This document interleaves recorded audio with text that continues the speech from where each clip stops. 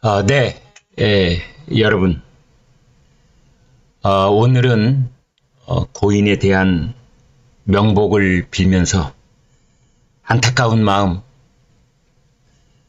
금할 길이 없습니다만, 동시에 우리나라에 꽤 잘 나가고 자신의 커리어에서 그 절정을 달리고 있던 48 이선균 씨가 스스로 극단적인 선택을 해서 삶을 포기한 것에 대해 몇 가지 매우 조심스럽고 신중하게도 다음과 같은 질문을 스스로에게 해보지 않을 수 없습니다.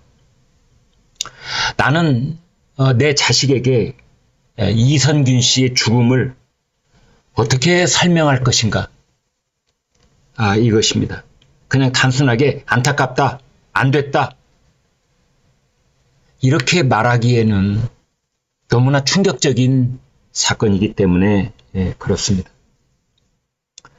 근본적인 질문들은 그러나 그냥 덮고 넘어갈 수는 없는 겁니다.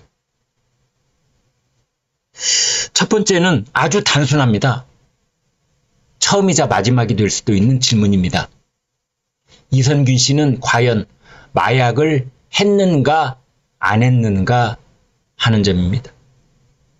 이 시점에서 경찰의 수사는 종결이 되겠습니다만은, 그러나 이 고인이 마약을 했는지 여부에 대한 그 질문은 남는 것입니다. 두 번째로 던져볼 질문은 이겁니다. 경찰은 왜 시간을 끌었을까? 아니, 시간을 끈 것이 사실인가? 경찰은 최선을 다해서 수사를 했음에도 불구하고 이런 일이 벌어지고 만 것인가?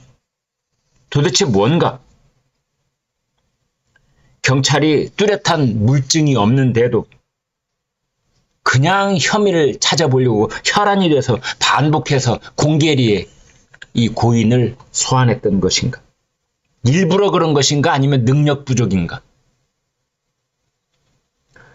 세 번째로는 이런 것과는 별개로 지금 우리 사회에 불길처럼 번지고 있는 이 마약, 대한민국이 마약 청정국이라는 말은 옛말이 돼버리고 말고 이제 주택가, 학교, 교실, 대학가, 이 직장인들 사이에 이렇게 번져 나가고 있는 특수 직종에 있는 사람뿐만이 아니라 이 마약 어떻게 해야 되는가? 이선균 씨의 죽음을 계기로 마약을 퇴치하기 위한 사회적 운동에 브레이크가 걸리는 건 아닌가? 그 다음 네 번째로는 아주 심각한 질문일 수가 있는데요. 이 극단적인 선택, 자살. 지난 10수년 동안 OECD 국가 중에 단연 1위를 차지하고 있는 우리나라의 자살률. 그 중에서도 유명 연예인들, 유명 정치인들, 이게 사회적 신드롬이 되다시피 한 극단 선택, 전직 대통령까지 극단 선택을 한 나라이기 때문에 더 이상 무슨 말을 하겠습니까마는, 아무튼 이 신드롬이 돼 있는 극단 선택, 도대체 우리나라의 국민적인 그 선망의 대상이 됐던, 또는 국민을 지도하는 그런 지도자적 위치에 있던 사람들의 어떤 그 정신적 미약함이라고 할까요? 이건 도대체 어디에서 시작된 것인가? 라는 안타까운 그런 질문입니다. 그 다음에 다섯 번째 질문은 또 남습니다. 이것은 사실은 끝까지 대답이 없을 수도 있는 건데요. 그러나 묻지 않을 수 없습니다. 고인이 된 이선균 씨는 왜 삶을 포기했을까요? 왜? 인생의 영화배우로서의 최고 정점을 달리고 있는 이선균 씨가 왜 삶을 포기했을까요? 억울해서? 나는 마약을 안 했는데 경찰이 저렇게 다그치니 정말 나를 대변할 수 있는 건 어우,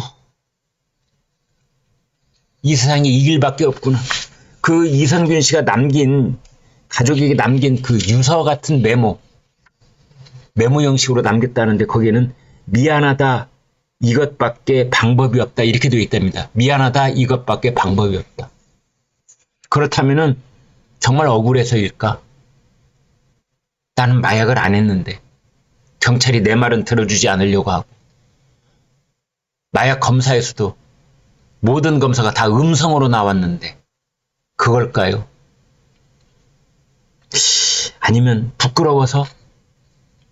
이선균 하면 온 국민이 알아보고 온 국민이 박수를 치고 영화계에서 선배, 후배, 동료들이 다 추앙하는 그런 입장인데 그게 한순간에 와르르 무너진 것에 대한 부끄러움이었을까요? 아니면 이제 나는 재기하기 힘들겠구나 라는 어떤 절망감이었을까요? 혹은 그 억울함 끝에 그 무언가에 대해서 항변하고 싶은 그런 마음에서 이런 선택을 한 것일까? 이런 생각도 듭니다. 또 우리 사회의 이 과도한 선정주의, 무분별한 관련 영상들의 살포, 수사 결과도 나오지 않았는데 섣부르게 사회적 낙인 찍기, 이제 이런 것들이 이미 우리나라를 대표할 수 있는 본인이 출연했던 영화가 아카데미상 작품상을 받은 기생충, 이 배우가 극단 선택을 한 게 아닌가. 전문가들은 이렇게 얘기를 하고 있더군요. 연이은 공개 소환, 그 다음에 유튜브를 비롯한 이 악플, 영상 등으로 이미지가 실추되면서 심리적 한계선에 내몰린 것으로 보인다. 심리적 한계선. 특히 유튜브 채널에는 그 이선균 씨가 자주 드나들었다는 유흥업소에 그 29살 여성이 있습니다. 실장, 마담 이렇게 불릴 수 있는 여성인데요. 그 사진이 실명과 함께 김모 씨라는데요. 공개가 됐습니다. 이선균을 협박해 3억 원을 뜯어낸 사람이 누굴까? 뭐 이런 의혹을 부풀리기도 하고, 한 지상파 방송에서는 마약과 관련해서 이선균 씨의 음성을 공개하기도 했습니다. 그런 영상들이 본격적으로 확산이 되기도 하고, 그 다음에 이선균 씨하고 그 마담이라는 29살 김모 씨 여성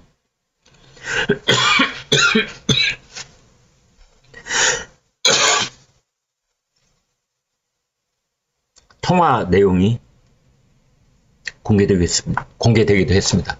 죄송합니다. 또 이선균 씨가 이선균 씨의 지인하고 그 마담 김 씨하고 나눈 통화 내용, 뭐 이런 것들이 공개가 되면서 불륜 관계였다느니, 뭐 룸녀 사랑한다는 녹취, 뭐 이런 제목으로 선정주의, 관음주의 이런 것들을 한껏 자극을 했었죠. 그 영상에 보면은 이 29살 김모 씨 이 여성이 일단은 오빠도 안심 못하는 게 오빠도 술 취해서 나랑 뭔가를 했잖아. 이선균 씨가 어어어 이렇게 대답하는 부분이라든지, 또 그 이 씨 지인하고 통화에서는 성균이 오빠하고 케타민과 대마초를 했어. 성균 오빠가 취해서 약 있어? 약 있어? 이래서 호기심에 줬지.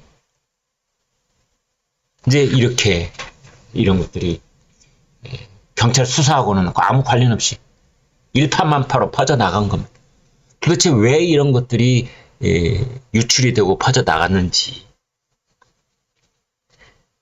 이런 사태였을 때 경찰은 빨리 그 이선균 씨를 신병을 확보를 해서 이런 선택에 이어지지 않도록 했어야 되는 것 아니냐, 이제 이런 말도 나오고 있습니다. 아무튼 처음 질문으로 돌아가서 이선균 씨 극단적인 선택, 번개탄과 함께 차량 안에서 숨진 채 발견이 되고 우리 사회에 또다시 큰 충격을 안겨주고 있는데요. 이 사건을 나는 내 어린 자식에게, 내 청소년들에게 어떻게 설명을 할 것인가?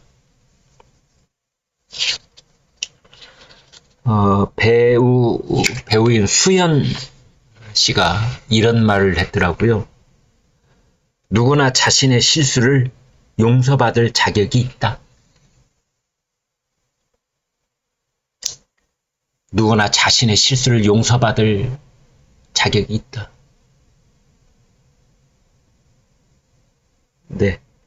그 많은 질문들, 한 대여섯 질문들을 여러분과 곰곰 생각을 해보는 계기로 삼았습니다만은, 저 역시 제 아들에게 이 사건을 어떻게 설명해야 될지 답답하고, 안타깝고, 그렇습니다. 아무튼 삼가 고인의 명복을 빌면서, 그러나 제가 제기했던 그 질문은 우리 사회의 숙제로 고스란히 그대로 남는 것이 아닌가. 그러면서 배우 수연이 한 말, 누구나 자신의 실수를 용서받을 자격은 있다. 이 말로 대신하겠습니다. 네, 여기까지 하겠습니다. 여러분 고맙습니다.